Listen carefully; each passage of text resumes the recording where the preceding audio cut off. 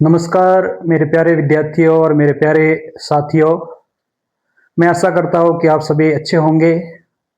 आज आपका पुनः मेरी इस क्लास में स्वागत है। आज हम मांग की लोच के बारे में पढ़ेंगे। इससे पूर्व हमने मांग के बारे में पूरा अध्ययन कर लिया है कि मांग क्या होती है, मांग का बाजार के अनुसार वर्गीकरण, व्यक्तिगत मांग, बाजार मांग, मांग के नियम की व्याख्या तालिका द्वारा, रेखाचित्र द्वारा और उसके लागू होने के कारण, उसकी मान्यताएं और उसके अपवाद के बारे में हमने पढ़ लिया है।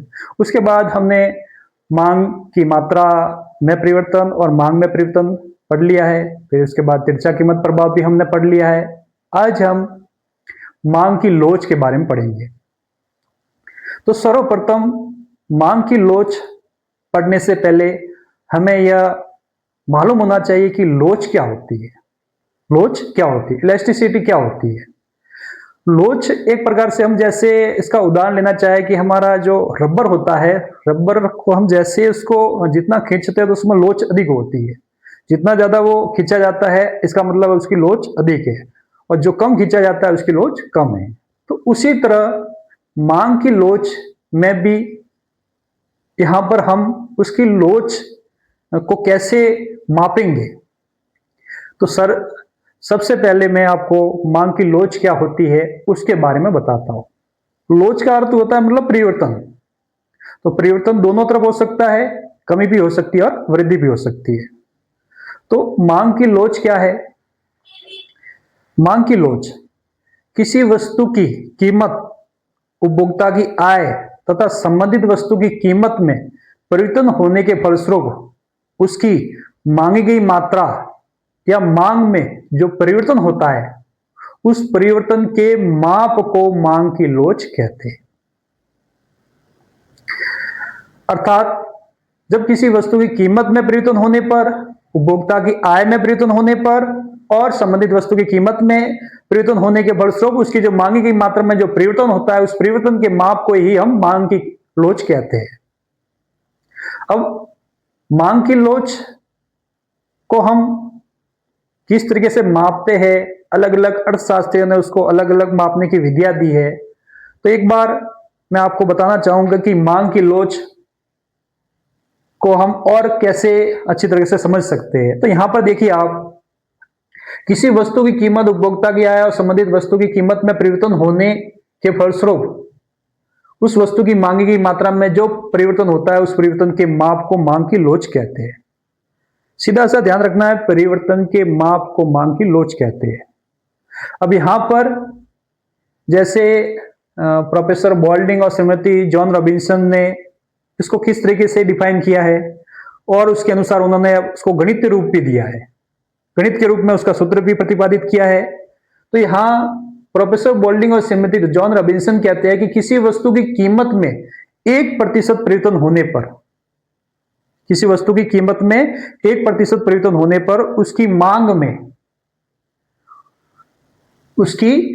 मांग में यहां पर उस वस्तु की मांग में जो परिवर्तन, यहां पर मांग आएगा, मांग में जो प्रतिशत परिवर्तन होगा उसे ही मांग की लोच कहते हैं, उसे ही मांग की लोच कहते हैं। अब यहां पर उन्होंने एक गणित के रूप में भी इसको बताया कि जैसे मांग की लोच बराबर मांग में प्रतिशत परिवर्तन बटे कीमत में प्रतिशत परिवर्तन, मांग में प्रतिशत परिवर्तन बटे कीमत में प्रतिशत परिवर्तन। अब हम जैसे एक उदाहरण लेके इसको समझने का प्रयास करेंगे ताकि आपको अच्छी तरह से समझ में आ जाएगा कि मांग की लोच क्या है। जैसे मैं यहां पर बताना चाहूंगा, एक तालिका के अनुसार आपको स्थिति को बताया जा रहा है, प्राइस और क्वांटिटी। हम यहां समझने का प्रयास करते हैं, जैसे 20 रुपये आपकी कीमत है और बढ़कर 30 हो गई। कितने हो गई? 30 हो गई। अब यहां पर जैसे ही आपकी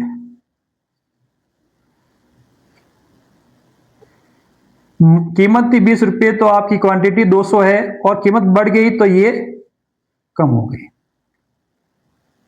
ये हमने एक मांग तालिका बनाई है, जिसको हमने पहले पढ़ा हुआ है। अब इसके द्वारा हम समझने का प्रयास करेंगे कि रियल में मांग की लोच क्या है।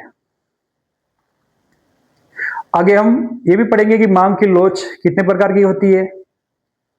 तो उससे पूर्व आपको ये जो इसका अर्थ है मांग की लोच, ये अच्छी तरह से समझ में आए, इसके लिए मैं ये उदाहरण बता रहा हूं कि जब किसी वस्तु की कीमत 20 रुपये से बढ़कर 30 रुपये हो जाती है, तो उसकी जो मांग या मांगी गई मात्रा है वह घटकर 100 इकाइयां हो जाती है। 200 इकाइयों से घटकर 100 इकाइयां हो जाती है। इसकी मांग की लोच याद करो। ये एक हमारा मैथमेटिक क्वेश्चन है, तो हम इसको हल करने जा रहे हैं इस सूत्र के द्वारा। अब आपको यहां पर सीधा देखना है कि जैसे elasticity of demand is equal मांग में प्रतिशत परिवर्तन। अब आपको यहां पर मांग में प्रतिशत परिवर्तन निकालना है। आप गणित तो अच्छी तरह से समझते ही है कि हमें कैसे प्रतिशत परिवर्तन को मापना है। तो सबसे पहले आपको यहां पर हम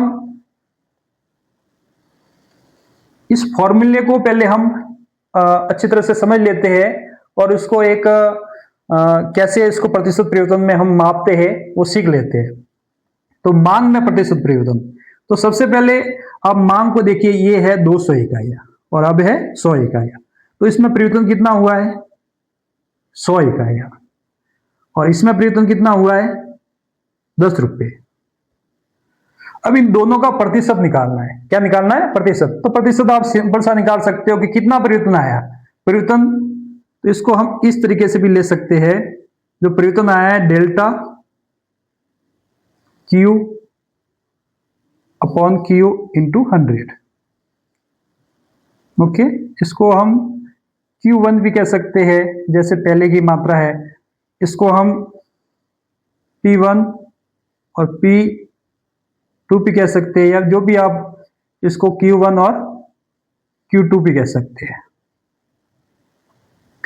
अब डेल्टा Q क्या है? तो डेल्टा Q हम इस तरीके से मापेंगे। पहली स्थिति हमारी कौन सी थी? Q1 minus Q2। तो डेल्टा Q इज Q1 कितना था?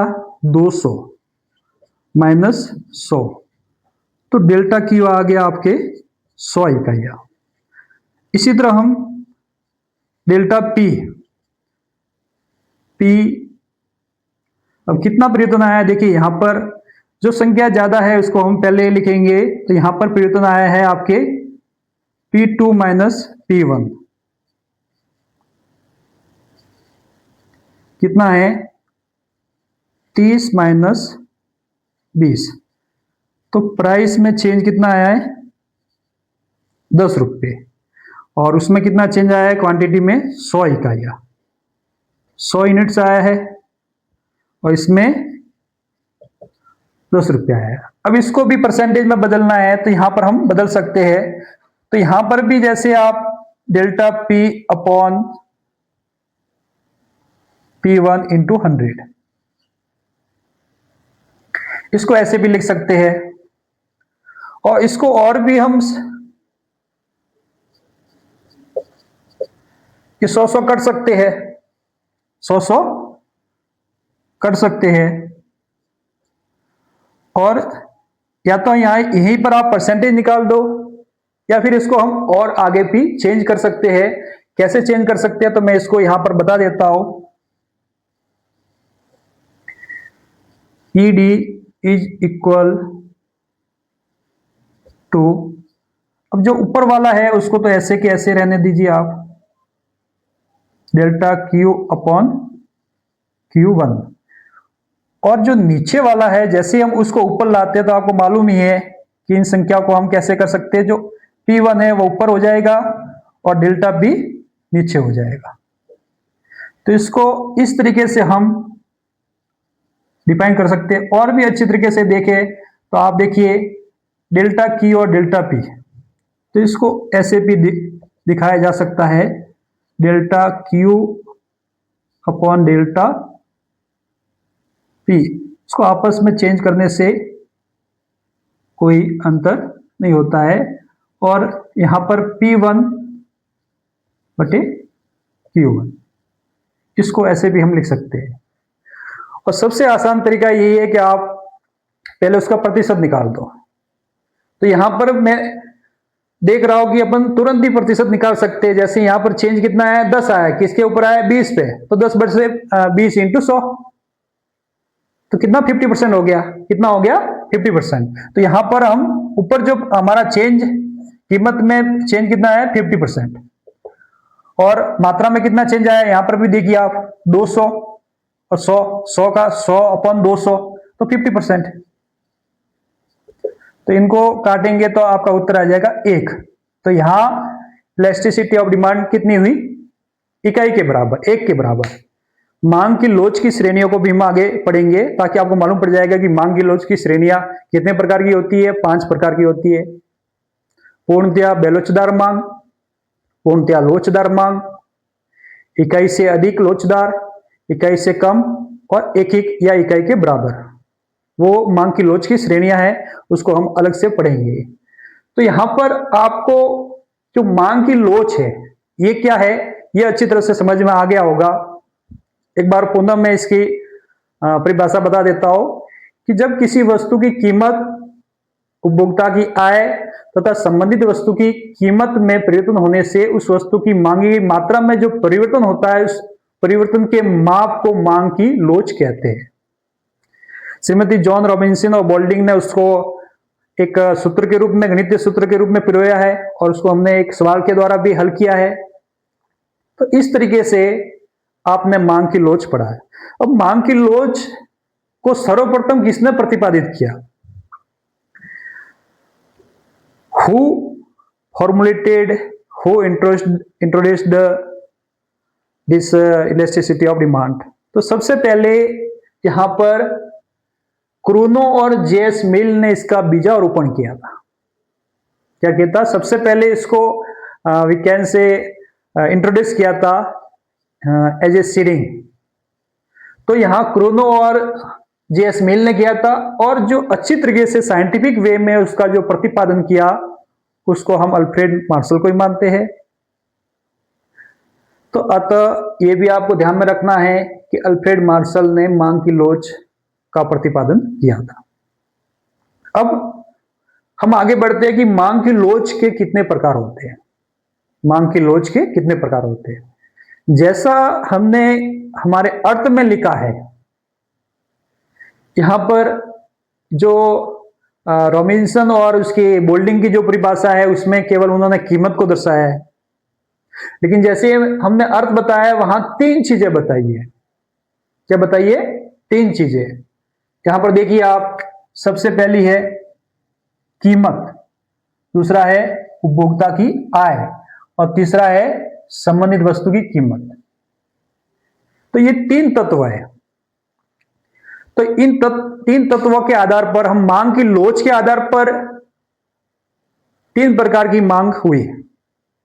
मांग को निर्धारित करने वाले तत्वों के आधार पर मांग 3 प्रकार की होती है, कीमत मांग, आय मांग, और आड़ी या तिरछी मांग। ये मांग की लोच के आधार पर या मांग के निर्धारक तत्वों के आधार पर। और जो बाजार के आधार पर हमने पढ़ा था वर्गीकरण, तो व्यक्तिगत मांग और बाजार मांग।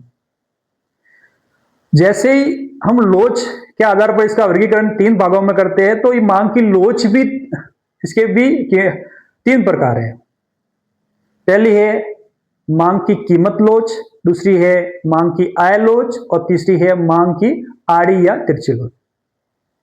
कीमत लोच, आय लोच तथा आड़ी या तिरछी लोच। तो इसके 3 प्रकार है।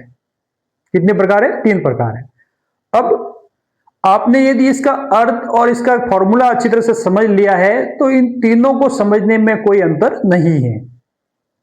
आपको जैसे ही इसका अर्थ बताना है, तो वहां पर आपको ध्यान रखना है, केवल आपको क्या करना है, जैसे आप उससे पूछा जाए कि सबसे पहली मांग की क्या है, कीमत लोच से आप क्या समझते हो, मांग की कीमत लोच से आप क्या समझते हो।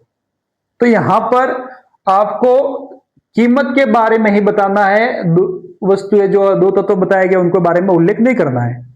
जब किसी वस्तु की कीमत में परिवर्तन होने के फलस्वरूप उसकी मांगी गई मात्रा में जो परिवर्तन होता है, उस परिवर्तन के माप को मांग की कीमत लोच कहते हैं। इतना आपको ध्यान रखना है, केवल कीमत के बारे में ही बताना है। कीमत लोच है तो कीमत के बारे में, आय लोच है तो आय के बारे में, और आड़ी या तिरछी लोच है तो वहां पर संबंधित वस्तु की कीमत के बारे में ही बताना है, दूसरे तत्वों को नहीं लिखना है। तो आप अच्छी तरह से समझ गए होंगे कि इन तीनों का अर्थ हम कैसे लिखेंगे। तो कीमत लोच के बारे में आपने समझ लिया कि मांग की कीमत लोच से आप क्या समझते हो। तो जब किसी वस्तु की कीमत में परिवर्तन होने के फलस्वरूप उसकी मांगी की मात्रा में जो परिवर्तन होता है, उस परिवर्तन के माप को ही मांग की कीमत लोच कहते हैं। मांग की कीमत लोच बराबर, यही फॉर्मूला आप लगा सकते हो। मांग की कीमत लोच, यहां कीमत लिखना है, मांग की कीमत लोच बराबर मांग में प्रतिशत परिवर्तन बटे कीमत में प्रतिशत परिवर्तन। जो मांग में प्रतिशत परिवर्तन होता है उसमें भाग देना है कीमत में प्रतिशत परिवर्तन का। ये मांग की कीमत लोच हो गई। अब आगे हम मांग की आय लोच के बारे में पढ़ते हैं।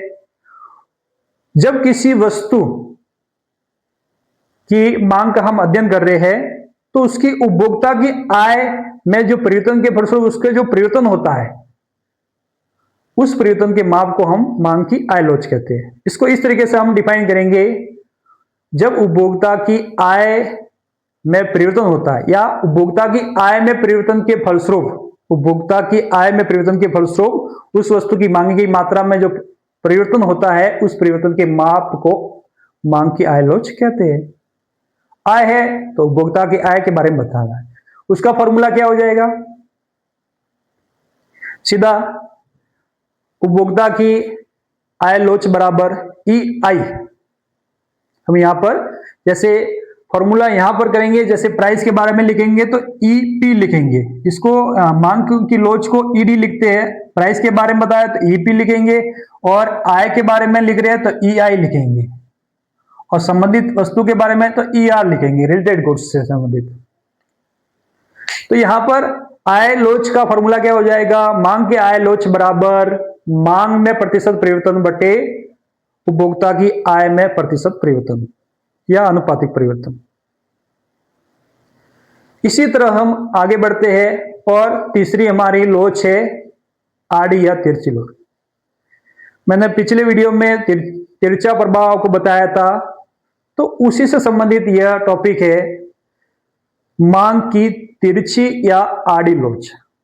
तो यहां पर जब किसी वस्तु की संबंधित वस्तु की कीमत में परिवर्तन होने के फलस्वरूप उस वस्तु की मांगी गई मात्रा में जो परिवर्तन होता है, उस परिवर्तन के माप को मांग की आड़ी या तिरछी लोच कहते हैं। सेम की सेम परिभाषा है, यहां पर इन दो तत्वों को नहीं लिखना है, और सीधा संबंधित वस्तु की कीमत में परिवर्तन होने के फलस्वरूप उसकी वस्तु की मांगी गई मात्रा में जो परिवर्तन होता है, उस परिवर्तन के माप को मांग की आड़ी या तिरछी लोच कहते हैं। अब उसका फॉर्मूला क्या होगा, उसका सूत्र क्या होगा, मांग की आड़ी या तिरछी लोच बराबर ई आर बराबर मांग में प्रतिशत परिवर्तन। अब वहां पर मांग किसकी लेनी है, जैसे हम दो वस्तु की मांग के बारे में पढ़ेंगे, जैसे एक्स और वाई, तो वहां फॉर्मूला क्या हो जाएगा, वस्तु एक्स की मांग में प्रतिशत परिवर्तन बटे वस्तु वाई की कीमत में प्रतिशत परिवर्तन। या मांग किसकी लेनी है, एक्स की, और प्रतिशत परिवर्तन कीमत किसकी लेनी है, वाई की। उसकी जो भी प्रतिस्थापन वस्तु है, संबंधित वस्तु है, उसकी लेनी है।